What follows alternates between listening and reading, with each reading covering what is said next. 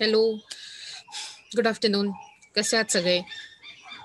मुख्य गोष्ट म्हणजे आपण आपल्या लेक्चरला सुरुवात करतोय आणि ऑलरेडी आपण काही सिरीज बघितल्यात लेक्चरच्या.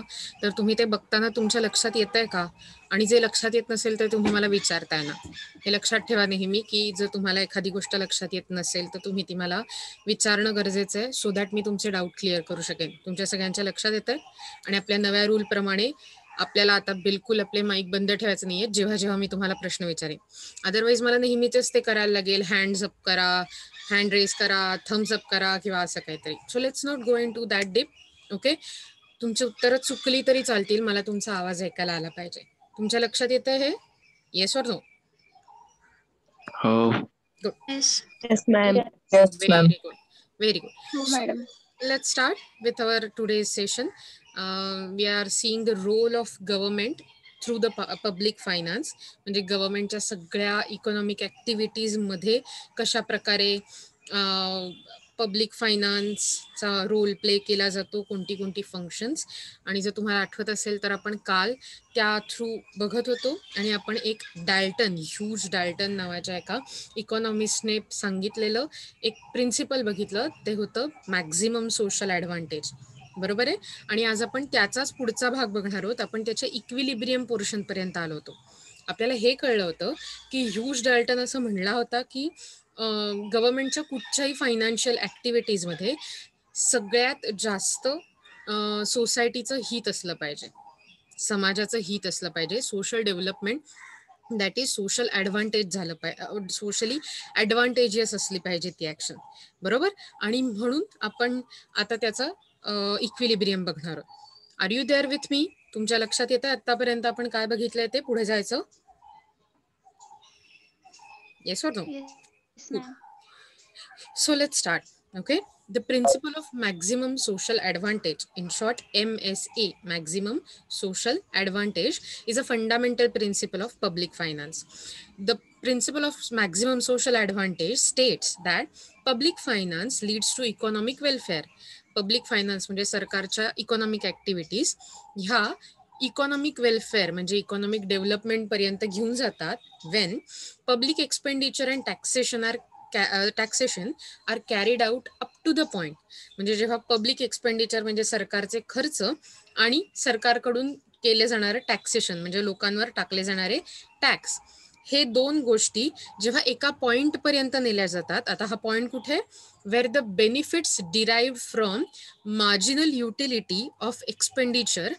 म्हणजे थोडक्यात मार्जिनल युटिलिटी जी एक्सपेंडिचरची असेल, सरकारच्या एक्सपेंडिचरची, is equal to the marginal disutility or the sacrifice imposed by taxation.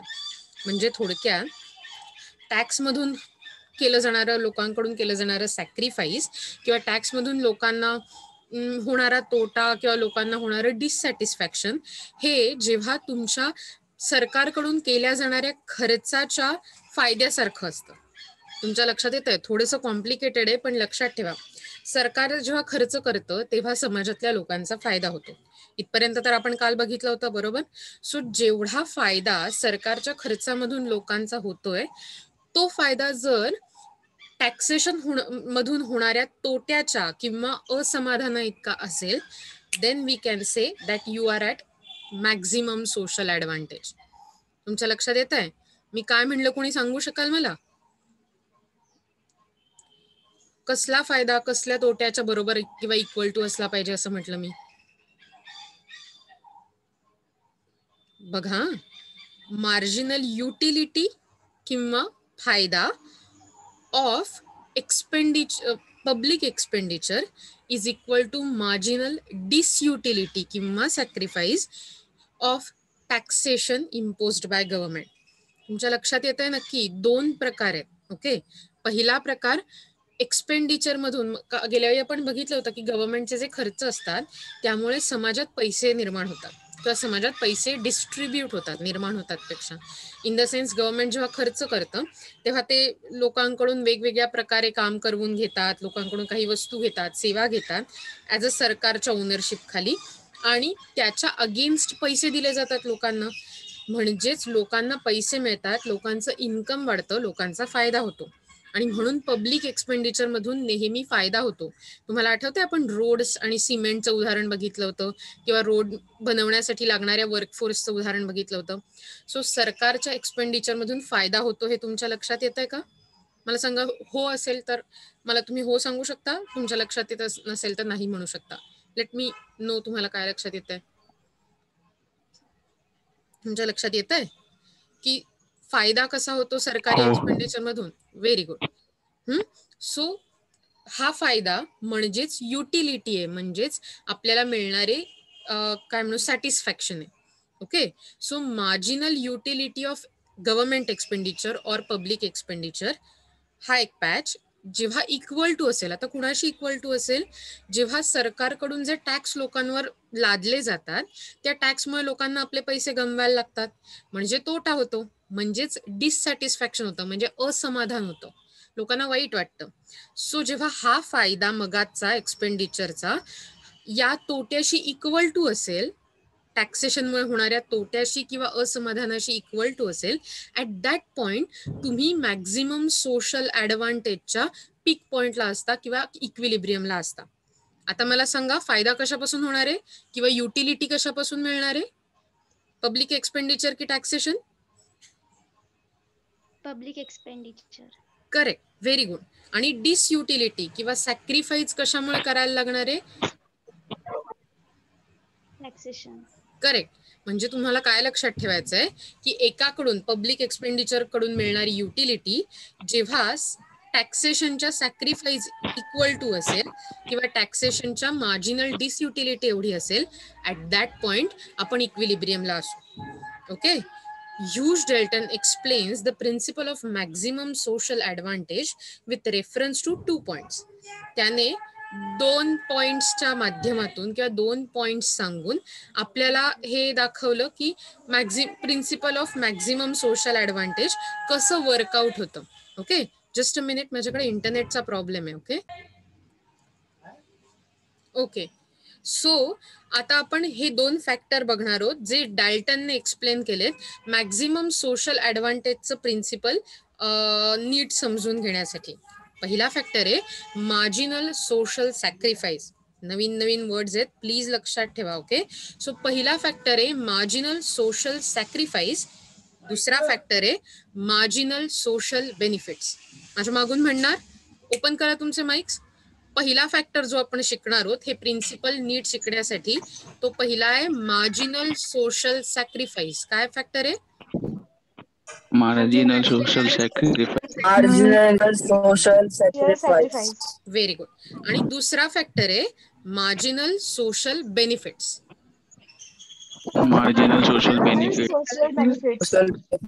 Very good. So हे 2 फॅक्टर आपण जेव्हा नीट समजून घेऊ तेव्हा आपल्याला principle of maximum social advantage म्हणजे MSA नीट समजून घेता येईल.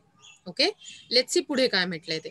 दिस principle is however based on the following assumptions. म्हणजे जे आपण प्रिन्सिपल बघतोय मॅक्झिमम सोशल ॲडव्हान्टेजचं MSAचं, ते ह्या खाली दिलेल्या अझम्पशन्सवर अवलंबून असतं.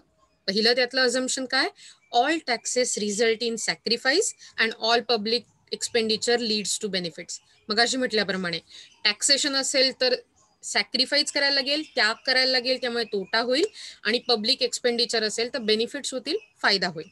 बरोबर, सगळ्या टॅक्सेशनमुळे तोटा आणि सगळ्या पब्लिक एक्सपेंडिचरमुळे फायदा.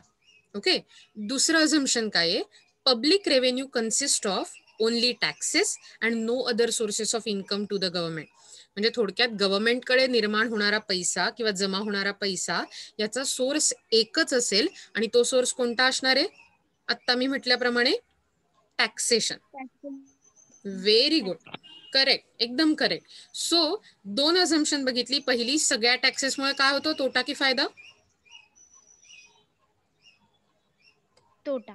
करेक्ट. आणि पब्लिक एक्सपेंडिचरमुळे तोटा की फायदा? फायदा.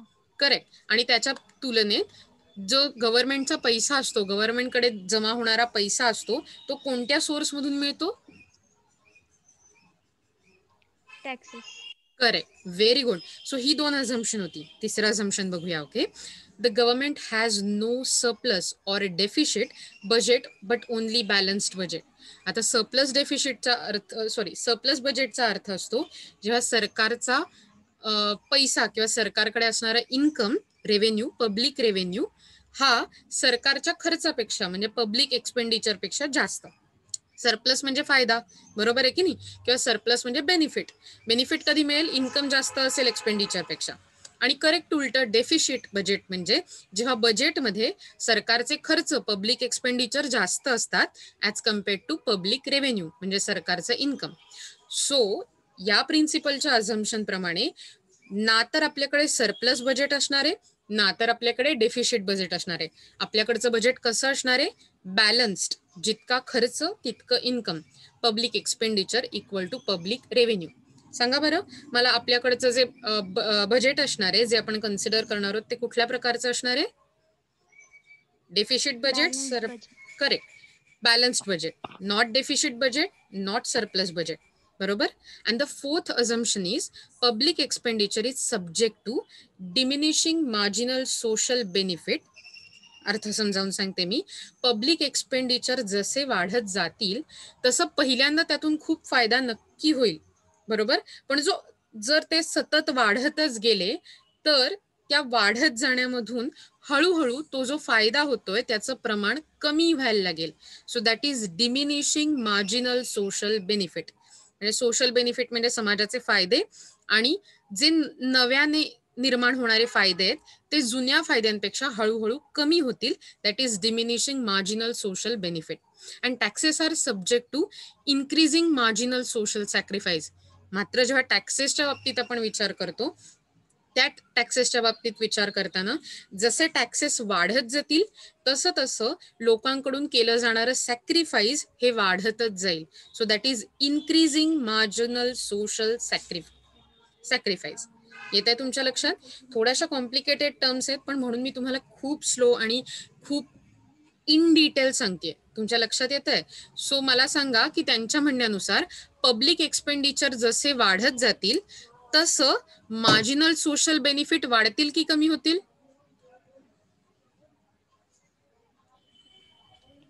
कमी होतील. करेक्ट, कमी होतील, कारण डिमिनिशिंग मार्जिनल सोशल बेनिफिट. आणि टॅक्सेसच्या बाबतीत जसे टॅक्स वाढत जातील तसे त्याच्याबरोबर मार्जिनल सोशल सॅक्रिफाईस म्हणजे सोशल त्याग हा जास्त वाढेल की कमी होईल? वाढेल. Correct, increasing marginal social sacrifice. एकदा जर का या टर्म लक्षात ठेवल्यात तर पुढच्या डायग्राम, पुढची थिअरी लक्षात ठेवायला खूप सोपी जाणार आहे. आणि म्हणून मी ह्याच्यावर पूर्ण वेळ घेऊन तुम्हाला समजावते.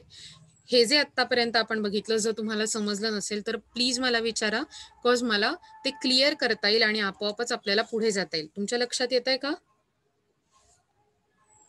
Yes ma'am. Very Yes, ma'am. Good. Yes, so ma'am. Let's start with what is marginal social sacrifice. हा कर्व आहे आणि तुम्हाला शक्य आहे तर त्याच्यामुळे तुम्ही तुमच्या वहीमध्ये हा जो कर्व तुम्हाला आता स्क्रीनवर दिसतोय तो काढायचा आहे माझ्या बरोबर. ओके, मी तुम्हाला तो एक्सप्लेन करणार आहे, पण हा आधी कर्व काढायचा आहे. ओके, तुम्ही काढायला सुरुवात करा बरं. तुम्ही जसा कर्व काढताय त्याच्या बरोबरीने मी तुम्हाला सांगायला सुरुवात करते. ओके, बघा बरं. एक्स ॲक्सिसवर काय आहे? Unit of tax.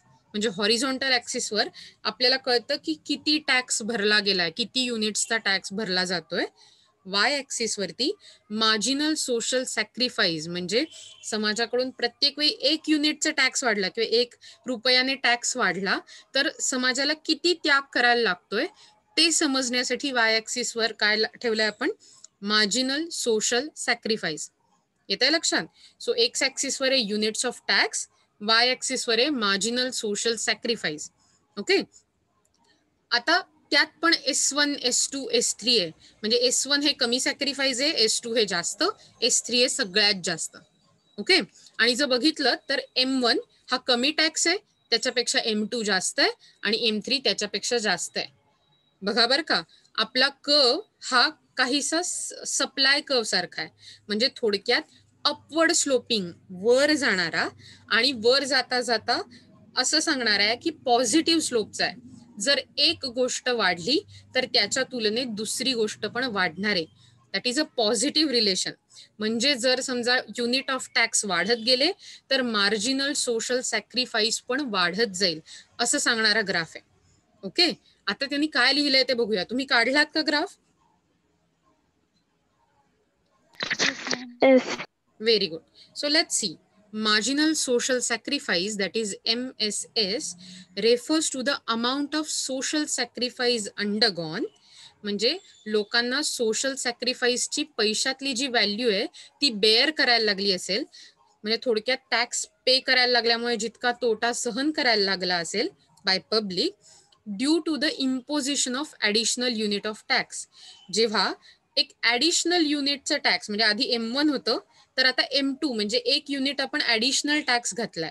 सो हा जेव्हा ॲडिशनल टॅक्स इम्पोज केला जातो गव्हर्नमेंटकडून लोकांवरती, तेव्हा किती प्रमाणात, रुपयांच्या प्रमाणात किती तोटा समाजाला सहन करायला लागला हे प्रमाण दाखवण्याचं काम मार्जिनल सोशल सॅक्रिफाईस MSS करतं. तुमच्या लक्षात आलं मी काय म्हणते ते? परत एकदा सांगते तुमच्यासाठी. जेव्हा 1 रुपयाने टॅक्स वाढतो तेव्हा किती प्रमाणावर समाजाचा त्याग पैशाच्या फॉर्ममध्ये वाढला, समाजाला किती त्याग करायला लागला, समाजाला किती तोटा सहन करायला लागला, हे सांगण्याचं प्रिन्सिपल म्हणजे मार्जिनल सोशल सॅक्रिफाईस. येते लक्षात नक्की? बघा बरं, every unit of tax imposed by government taxes result in loss of utility. प्रत्येक जास्तीच्या टॅक्समुळे, प्रत्येक जास्तीच्या रुपयाचा टॅक्स जेव्हा भरायला लागतो तेव्हा समाजाला जो फायदा होत असतो तो कमी होतो. That is loss of utility. समाजाला जी काय म्हणू आपण त्याला, समाजाला जे सॅटिस्फॅक्शन मिळत असतं पैसे हातात असल्याचं ते कमी होत जातं. Dalton says that the additional burden marginal sacrifice, म्हणजे लोकांवर जो अतिरिक्त तोटा निर्माण होतो, that is marginal sacrifice resulting from additional unit of taxation goes on increasing. म्हणजे जेव्हा टॅक्स वाढत जातो तेव्हा लोकांवरचं हे जे बर्डन असतं जास्त पे करण्याचं आणि त्यामुळे तोटा सहन करण्याचं तेही वाढत जातं. That is total social sacrifice increases at an increasing rate. म्हणजे टोटल सोशल सॅक्रिफाईस जे लोकांना करायला लागतं, समाजाचा जो त्याग असतो पूर्ण समाजाचा मिळून केलेला टॅक्स जास्त भरल्यामुळे, तो लोकांना जास्त रेटवर किंवा जास्त स्पीडने सफर करायला लागतो जसा जसा टॅक्सचं अमाऊंट वाढत जाईल तसं. ओके, म्हणजे असा विचार करा, याचं अगदी छोटंसं उदाहरण जर मला दाखवायचं असेल तुम्हाला ग्राफमधून तर मी असं दाखवू शकते की बघा M1 आणि M2 ही 2 ॲडिशनल टॅक्स युनिट आहेत की नाही, लक्षात ठेवा बरं का. सो M1 हा कमी टॅक्स आहे आणि जेव्हा आपण टॅक्स वाढवला म्हणजे M2 वर गेलो तेव्हा M1 आणि M2 मध्ये जी छोटी गॅप आहे त्याच्यापेक्षा M1 वर असताना S1 इतकं सॅक्रिफाईस समाजाला करायला लागत होतं, पण M2 वर असताना समाजाला S2 एवढं सॅक्रिफाईस करायला लागलं. म्हणजेच S1 S2 मधली गॅप ही मोठी आहे as compared to M1 M2. म्हणजे ज्या प्रमाणात टॅक्स वाढतोय त्याच्या कितीतरी जास्त प्रमाणात समाजाला त्याग करायला लागतो. ओके, दुसरी गोष्ट M2 आणि M3, म्हणजे पुन्हा एकदा M2 आणि M3 हे पुढचं आहे की नाही युनिट, सो त्यांच्यातली गॅप तर अगदीच छोटी आहे, पण त्या तुलनेत S2 आणि S3 मधली गॅप मात्र बघा मोठी आहे. सो S2 आणि S3 ही गॅप मोठी आहे as compared to M2 M3. याचाच अर्थ मी असं म्हणू शकते की टॅक्स जरी कमी प्रमाणात वाढला तरी तो वाढतोय म्हटल्यावर समाजाला जो तोटा सहन करायला लागतो टोटली, तो जास्त प्रमाणावर सहन करायला लागतो इन्क्रीजिंग रेटने, म्हणजे जास्त फास्टर स्पीडवर त्यांना सहन करायला लागतो. Okay, let's go further. So this is because when taxes are imposed, the stock of money with the community diminishes. पण हे कशामुळे होतं तर त्यामुळे जेव्हा ॲडिशनल युनिटचा टॅक्स इम्पोज केला जातो तेव्हा समाजातल्या लोकांकडे जो पैसा असतो, दॅट इज स्टॉक ऑफ मनी, साठवून ठेवलेला पैसा असतो, तो आपोआपच कमी होत जातो. As a result of diminishing stock of money, the marginal utility of money goes on increasing. म्हणजे जेव्हा पैशाचा स्टॉक कमी होत जातो तेव्हा पैशाची मार्जिनल युटिलिटी ही वाढत जाते. Eventually every additional unit of taxation creates greater amount of impact and greater amount of sacrifice on the society. आणि त्यामुळे प्रत्येक रुपयाने वाढणारा जरी टॅक्स असेल तरी तो प्रत्येक वाढलेला रुपया टॅक्सचा हा जास्त सॅक्रिफाईस करायला लागतो समाजाला. That's why the marginal social sacrifice goes on increasing. आणि म्हणून आपण असं म्हणू शकतो की मार्जिनल सॅक्रिफाईस आहे, मार्जिनल सोशल सॅक्रिफाईस हे वाढतच जातं जसा टॅक्स वाढतो तसं. ओके, डायग्राम मध्ये बघा परत एकदा, तुम्ही काढलेत तुमच्याकडे. ओके, आता तुमच्या वह्यांमधली डायग्राम बघू शकता तुम्ही, कारण मी तुम्हाला ती एक्सप्लेन करते. The above diagram indicates that marginal social sacrifice MSS curve जो तुम्हाला दिसतोय हा MSS curve rises upward from left to right. मग अशी म्हटल्याप्रमाणे पॉझिटिव्ह स्लोप्सचा म्हणजे वरती वाढत जाणारा, लेफ्ट टू राईट.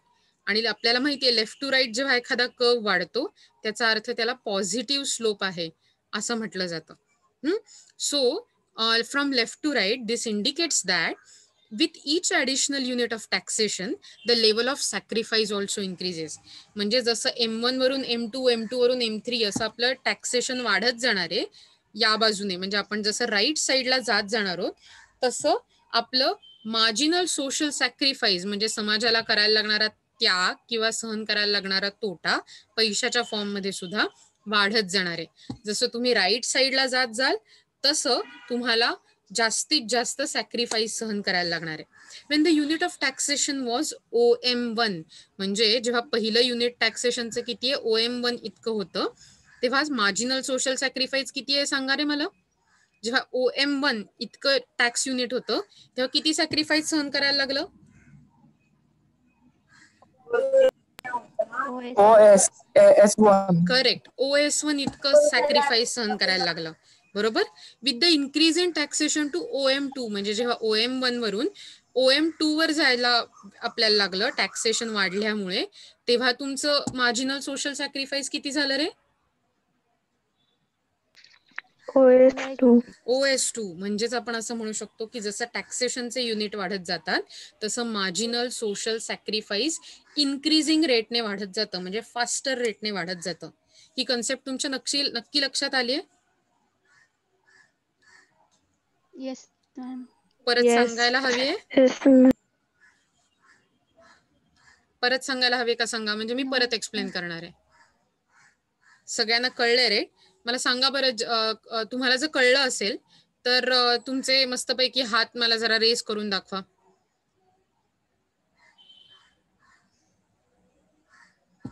ओके, जर कोणी इंस्टाग्रामवर आणि फेसबुकवर आत्ता काम करत असेल, अतिशय महत्वाची कामं असतात तुम्हाला मला माहितीये, तर ती जरा बाजूला ठेवा आणि समजलं असेल तर पटकन मला हात वर करून दाखवा. Okay, good one. सो आत्ता जसं आपण म्हणतोय तसं की हे प्रिन्सिपल आणि ही डायग्राम तुम्ही काढून घेतलीत का? तरी मला खूप जणांचे हात दिसत नाहीयेत बरं का, याचा अर्थ बिलकुल Yes, ma'am. ग्रेट. म्हणजे आता आपल्याला पुढे जाता येईल. Okay, just a minute. मला गुड. आणखीन तुम्ही फक्त 10 लोक दिसताय ज्यांनी मला हात उंचावलेत. तुम्ही एवढेच लोक तर लक्ष देत नाहीये, असं समजू का काय मी आता? ठीक आहे, आपण असं करूया की मी तुमच्या चॅटवरती जस्ट ब्रेक म्हणून अटेंडन्स शीट टाकली आहे, तर ती अटेंडन्स शीट तुम्ही अटेंडन्स लावू शकता तुमचा, आणि मी माझ्या पुढच्या स्लाइडला सुरुवात करते. ओके,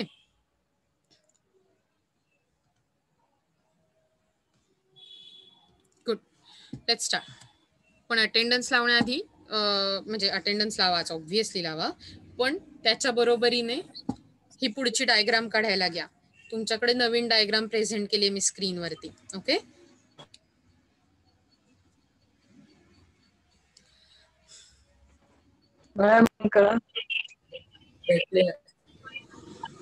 सुरू केलीत तुम्ही डायग्राम काढायला? तुम्हाला दिसते माझी स्क्रीन नीट? ओके, सो आता आपल्याला दुसरं प्रिन्सिपल शिकायचं आहे. नॉट अ प्रिन्सिपल, आपल्याला दुसरा पॅच शिकायचा आहे जो आपल्याला प्रिन्सिपल शिकायला मॅक्झिमम सोशल ऍडव्हान्टेजचं हेल्प. पुन्हा सेंड करा अटेंडन्स. बर, ठीक आहे. मी चॅट वरती ऑलरेडी पाठवली आहे, पण let me send it again. तुम्ही तुमचे हात खाली घेऊ शकता, डोंट वरी अबाउट इट. मी टाकले परत. ती ओपन होत नसेल तर मे बी नेटवर्कचा इश्यू असेल. डोंट वरी अबाउट इट, नंतर होईल. सो मला आता सांगा, मगाशी आपण जो ॲस्पेक्ट बघितला होता ह्यूज डाल्टनने मार्जिनल सोशल ॲडव्हान्टेज हे प्रिन्सिपल एक्सप्लेन करण्यासाठी 2 फॅक्टर किंवा 2 ॲस्पेक्ट आपल्याला बघायला सांगितले. त्यातला पहिला ॲस्पेक्ट मगाशी बघितला तो कोणता होता रे? तुम्ही सांगू शकता का त्याचं नाव? आत्ता तुमच्या समोर दिसतोय तो मार्जिनल सोशल बेनिफिट आहे, जो पब्लिक एक्सपेंडिचरमुळे मिळतो. पण मी तुम्हाला विचारलं मगाशी आपण कोणता बघितला, त्याचं नाव काय होतं? Marginal social sacrifice. Correct, marginal social sacrifice, that is MSS. आणि आता आपण दुसरा पार्ट बघणार आहोत, that is MSB, marginal social benefit. पुन्हा एकदा बघा, एक्स ॲक्सिसवर युनिट्स ऑफ पब्लिक एक्सपेंडिचर, रुपयांमध्ये तुमचा पब्लिक एक्सपेंडिचर, गव्हर्नमेंटचा खर्च कसा वाढत जाणार आहे ते दिसतंय. आणि वाय ॲक्सिसवरती मार्जिनल सोशल बेनिफिट दिसतोय. म्हणजे समाजाला जेव्हा गव्हर्नमेंटचा खर्च वाढत जातो तेव्हा होणारा फायदा. ही डायग्राम मगाच्या डायग्रामपेक्षा कम्प्लिटली उलटी आहे, कारण let me show you this. Just a minute, let me find my arrow first.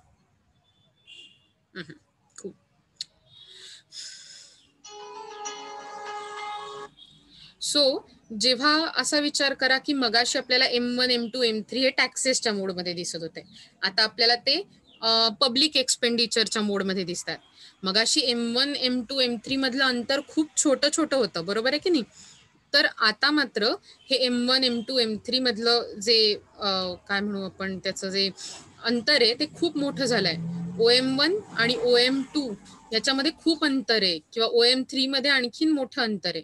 पण जेवढ्या प्रमाणात M1 आणि M2 मध्ये अंतर आहे, तेवढं मला सांगा B1 आणि B2 मध्ये अंतर आहे का रे? नाही.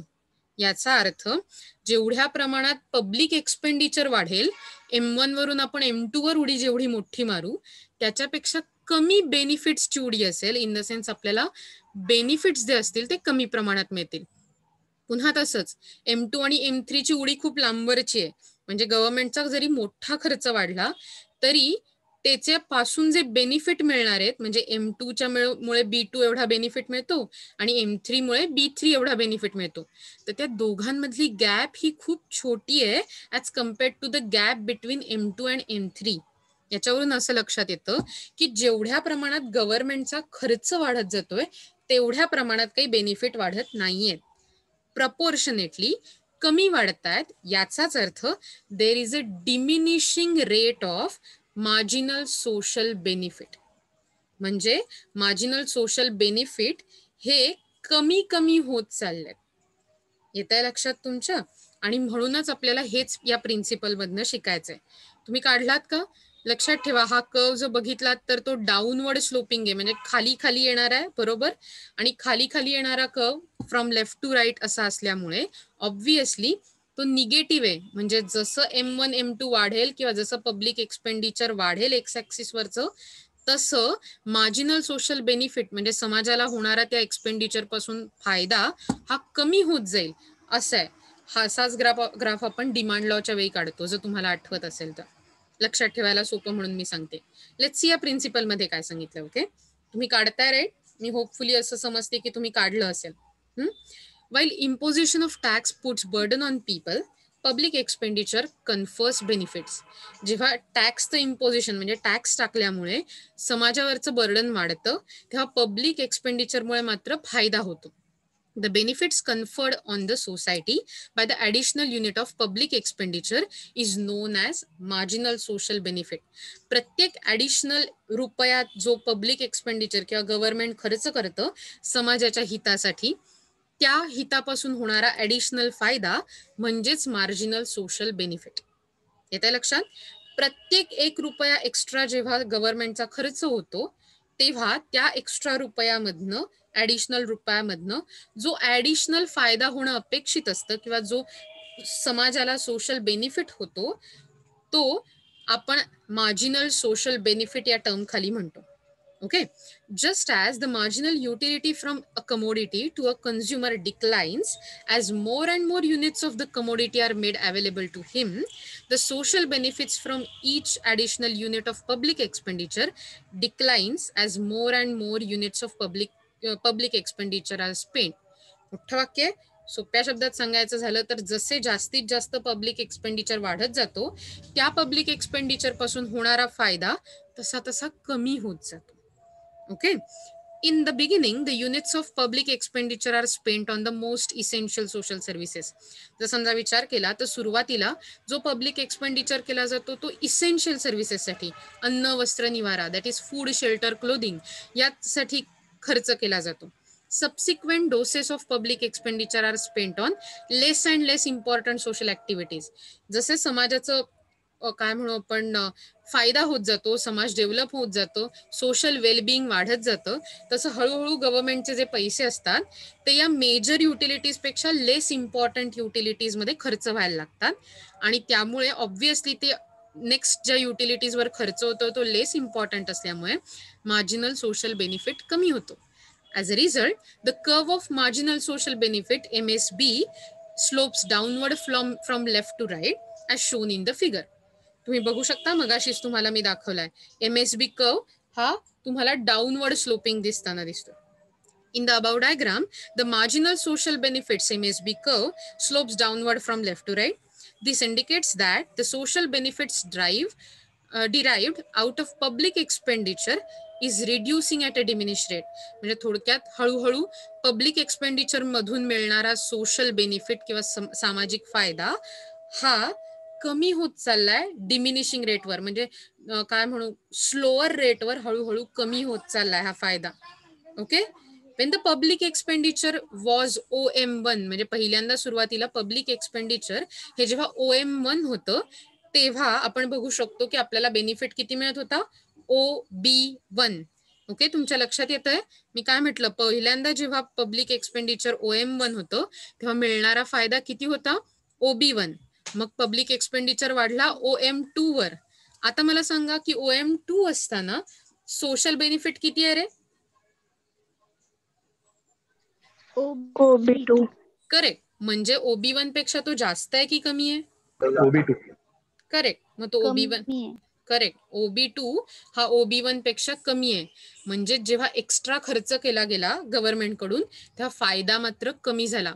सिमिलरली OM3 हा जेव्हा एक्स्ट्रा खर्च केला गेला तेव्हा मला किती फायदा झाला, मार्जिनल सोशल बेनिफिट किती आहे माझं, OB3. करेक्ट. मग ते OB2 पेक्षा कमी आहे की जास्त आहे? कमी आहे. करेक्ट. मग आपण म्हणू शकतो का की जसं जसं आपला खर्च वाढत गेला तसा तसा आपला मार्जिनल सोशल बेनिफिट मात्र कमी होत गेला? येतंय लक्षात? नक्की. OB1 पेक्षा OB2 छोटं होतं आणि OB2 पेक्षा OB3 आणखीन छोटं होतं. म्हणजे आपल्याला मिळणारा बेनिफिट हळूहळू जास्त छोटा होत गेलाय जरी आपला खर्च, गव्हर्नमेंटचा खर्च वाढत असला तरी. दॅट मीन्स आपण असं म्हणू शकतो की the marginal social benefit is reduce to OB2 if we compare to public expenditure. आणि ज्याला आपण असं म्हणतो की त्यामुळे तुमचं जे MSB असतं, मार्जिनल सोशल बेनिफिट, हे प्रत्येक नव्या एक्स्ट्रा गव्हर्नमेंटच्या खर्चाबरोबर कमी होत जातं. It gets reducing at the diminishing rate. तुमच्या लक्षात येतं हे नक्की? आणि त्यामुळे ऑब्व्हियसली आपल्याला काय बघायचंय की आता या दोघांना तुम्ही बघितलं, आपण पूर्वी पण बघितलंय लास्ट सेमिस्टरला, जेव्हा डिमांड आणि सप्लाय एकमेकांना कट करतात तर आपल्याला एक पॉइंट मिळतो ज्याला आपण इक्विलिब्रियम म्हणायचो, बरोबर, मार्केट फोर्सेस. सिम्पली हेच टेक्निक आपण इथे बघणार आहोत. ओके. पण तेव्हा तिथे डिमांड आणि सप्लाय होतं. आता आपले कुठले दोन कर्व जे आपण आता शिकलोय ते असणार आहे, पहिला होता मार्जिनल सोशल सॅक्रिफाईस MSS आणि दुसरा होता marginal social benefit. Correct correct. आता ही डायग्राम ड्रॉ करायला घ्या, तोपर्यंत मी पुढचं सांगते. Social advantage is maximized at the point where marginal social sacrifice cuts the marginal social benefit curve. जेव्हा MSS आणि MSB हे दोन्ही कर्व एकमेकांना कट करतात त्या पॉइंट वरती आपल्याला जास्तीत जास्त मॅक्झिमम सोशल ऍडव्हान्टेज मिळतं, असं डाल्टनचं म्हणणं आहे. म्हणजे पुन्हा एकदा लक्षात घ्या, बेनिफिट्सचा कर्व जेव्हा सॅक्रिफाईसच्या कर्वला एका पॉइंटला कट करतो त्या पॉइंटला आपण इक्विलिब्रियमला पोहोचतो आणि त्या पॉइंटला आपल्याला मॅक्झिमम सोशल ऍडव्हान्टेज मिळतं. Okay. This is at the point P. आपल्या डायग्राम मध्ये पी पॉइंट वरती हे दिसून येतं.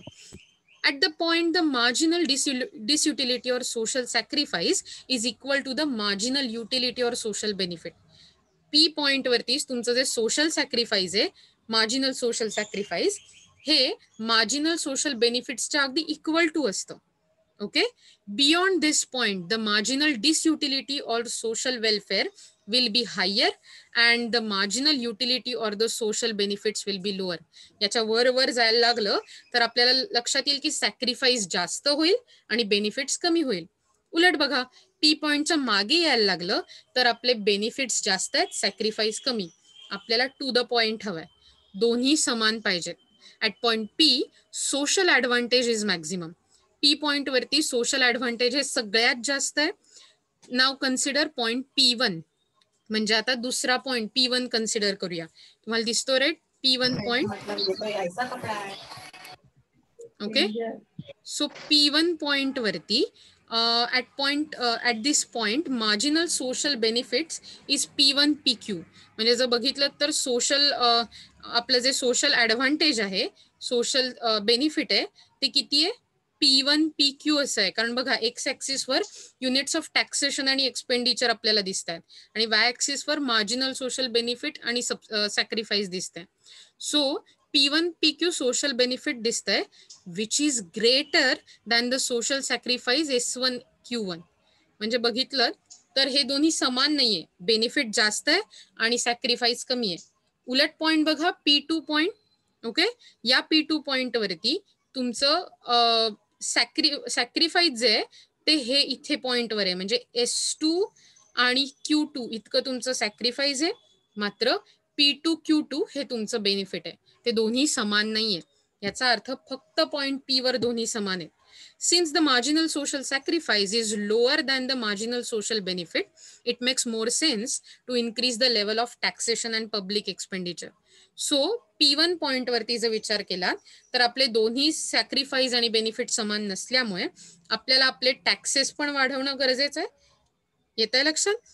आणि आपल्याला आपली पब्लिक एक्सपेंडिचरची लेवल पण वाढवणं गरजेचं आहे. This is due to the reason that additional unit of revenue raised and spend by government leads to increase in net social advantage. जेव्हा जास्त खर्च केला जाईल गव्हर्नमेंटकडून तेव्हा समाजाचा ॲडव्हान्टेज किंवा फायदा वाढेल. The situation of increasing taxation and public expenditure continues as long as level of taxation and expenditure towards the left of point P. हीच सिच्युएशन कंटिन्यू राहील जोपर्यंत आपण त्या P पॉइंटवर पोहोचत नाही, P1 पॉइंट पासून. नक्की लक्षात ठेवा की आपण आपला इक्विलिब्रियम P पॉइंटवर मिळवलाय, त्याच्या मागे किंवा पुढे आपण कुठल्याही प्रकारे मॅक्झिमम सोशल ऍडव्हान्टेज, जास्तीत जास्त समाजाच्या फायद्यापर्यंत पोहोचू शकत नाही. याच्याबद्दल आपण नक्कीच जास्त ज्या गोष्टी असतील, इन डेप्थ गोष्टी असतील, त्या पुढच्या लेक्चरमध्ये बघूया. पण त्याआधी लक्षात ठेवा आज आपण काय